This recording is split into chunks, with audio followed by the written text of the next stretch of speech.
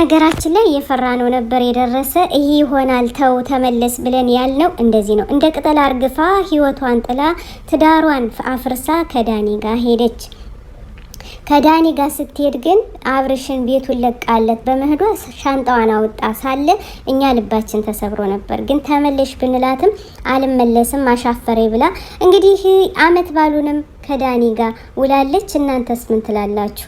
እንዴ ደግሞ የዚህን ያክል መስመር የሰጠሽ አብርሽ ነበረ። ጎበዝ ጀግና፣ እዚህ ደረጃ ያደረሰሽም አብርሽ ነው። ግን አንቺ ወደ ራስሽ ትመለሻለሽ እያለ እንደገና አንቺ የራስሽን ትዳርና ህይወትሽን ማበላሸት ገባሽ ማለት ነው።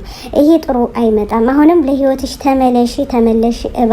የሩታ ተከታዮች ምን ሆኖ ይግማማሉ ብለህ ነው? እሷ ናት እንጂ ያጃጃለቻቸው። ስለዚህ አሁንም ወደ ራሷ መመለስ ሲገባት እንደገና በገዛጇ ህይወቷን እያፈረሰች እየበጠበጠች ትገኛለች።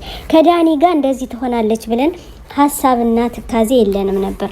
አብርሽ እያበደ ይገኛል። እባካችሁ አብርሽን እገዙልኝ፣ አይዞህ በሉልኝ።